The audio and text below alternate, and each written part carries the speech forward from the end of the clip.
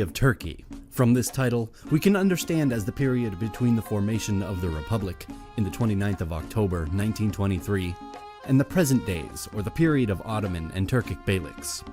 But we are going to refer to the entire period of known history of this land.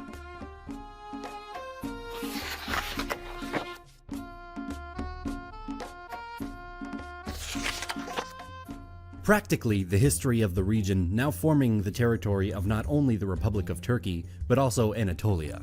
The earliest representations of culture in Anatolia were some Stone Age artifacts. Due to its strategic location at the intersection of Asia and Europe, Anatolia has been an important place of several civilizations since prehistoric times. At the start of the Bronze Age, metallurgy spread to Anatolia from Transcaucasian cultures in the late 4th millennium BCE. And it slowly entered in the sphere of influence of the Akkadian Empire. Many civilizations existed here. Speaking about one, the Hittite civilization was a member of an ancient Indo-European people who appeared in Anatolia at the beginning of the 2nd millennium BCE. By 1340 BCE, they had become one of the dominant powers in the Middle East.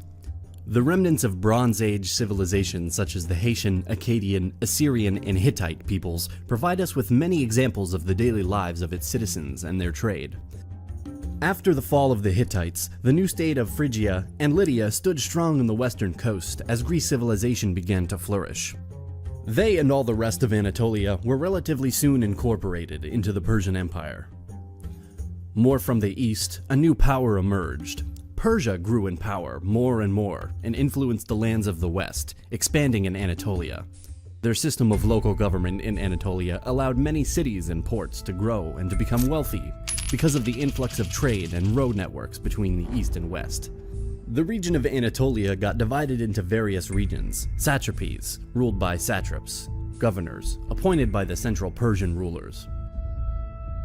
In the earliest 5th century BC, some of the Ionian cities under Persian rule revolted, which culminated into the Ionian Revolt. This revolt, after being easily suppressed by the Persians, led to the popular Greco-Persian Wars, one of the most known and crucial wars from the ancient history. This Greco-Persian War led to more conflicts in the Greek peninsula.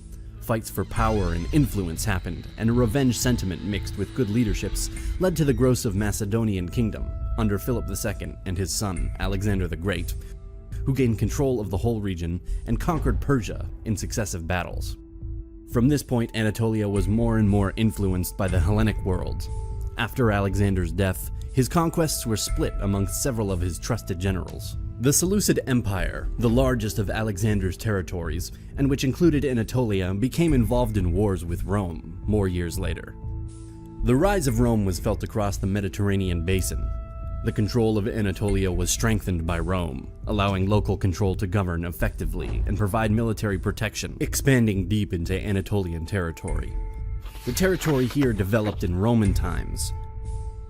Due to the rise of instability in the empire and the permanent raids from foreign invaders in the 4th century AD, the Emperor Constantine the Great established a new administrative center at the city of Byzantium, called Constantinople after his name. And by the end of the 4th century, the Roman Empire split into two parts, the western part with Rome as its capital, and the eastern part with Constantinople as its capital, an empire referred to by historians as the Byzantine Empire. The process of Hellenization that began with Alexander's conquest accelerated under Roman rule, and the ancient Greek language and culture was predominant in the region. Turkic peoples and related groups migrated west from Turkestan and what is now Mongolia towards Eastern Europe, Iranian Plateau, and Anatolia. The Seljuk Turkmens created a medieval empire that controlled a vast area stretching from the Hindu Kush to eastern Anatolia and from Central Asia to the Persian Gulf. Many wars, the emerging of new empires, migrations, raids, and the incompetence of some leaders created the slow process of the Byzantine decline throughout time. Their decline and the growing power of the Seljuks led to conflicts and to the famous Battle of Manzikert on 26th of August, 1071, which is believed to be the open gate for the Turkic people, which will come in Anatolia in the next decades and centuries. This important battle was fought between the Byzantine Empire and the Seljuk Empire near Manzikert. The defeat of the Byzantine Empire in the capture of their emperor Romanos Diogenes IV is an important chapter in the history of Anatolia and in the history of what will be known as the Ottoman Empire and the Republic of Turkey. The Sultanate of Rum seceded from the Great Seljuk Empire, and they ruled central Anatolia. As the Seljuk Sultanate of Rum started to crumble, many other smaller regions emerged, ruled by different leaders. These small kingdoms were called beyliks. One of them was ruled by Osman, which will be known as Osman I, the founder of the Ottoman Empire. It's believed that Osman's early followers consisted both of Turkish tribal groups and Byzantine renegades, but not all were Muslims. It is not known for sure how this beylik started to dominate the region, but one thing was sure: the Byzantine Empire was very vulnerable. The new empire expanded into Europe, defeating local leaders and taking profit from the instability of the region. By the year 1400, the Ottomans were a true power, having control of much of the Balkans and western Anatolia.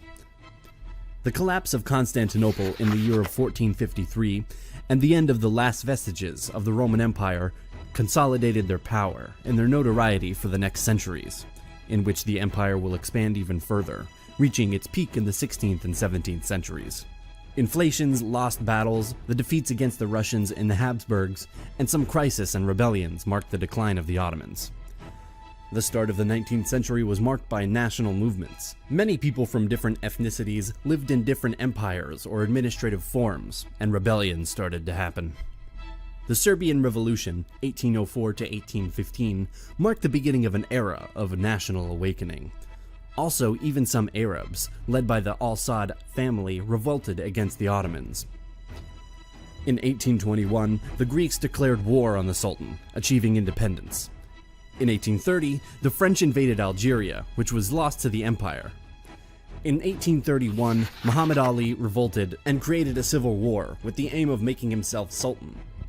As we can see, the Ottoman experienced huge instability, marked by defeats, bad administration, revolts, and national movements across the empire, due to its overextensions on lands with different peoples and cultures. The empire continued in the next years of the 19th century to lose wars and territories, and to fail in the creating of new reforms.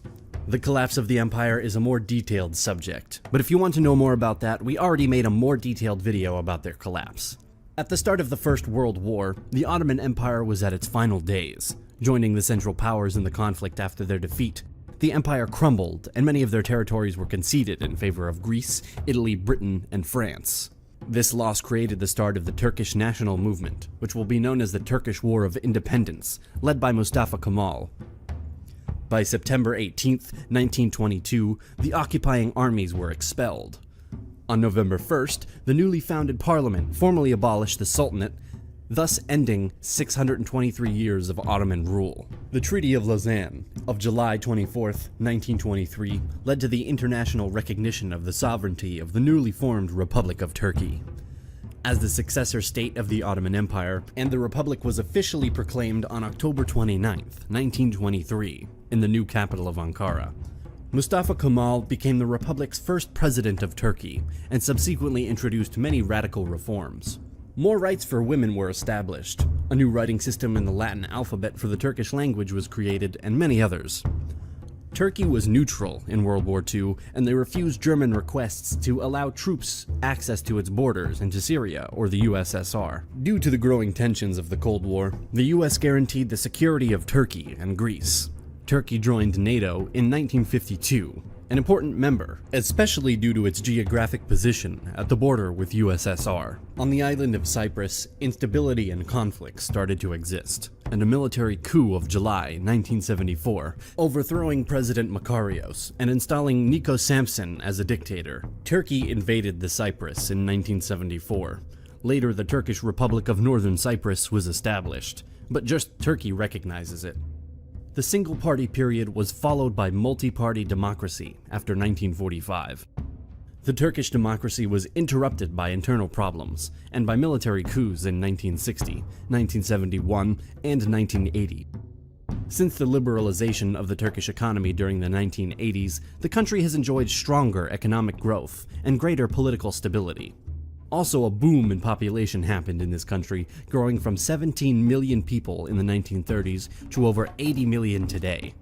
We know that there's more to discuss about this topic, and we will cover more details in future episodes about the history of the Turkish people in Anatolia. So be sure to subscribe to our channel to receive more interesting animated episodes about our history.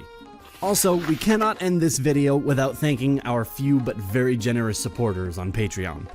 Your support is much appreciated and it helps our work a lot. Thank you for watching and see you in the next one.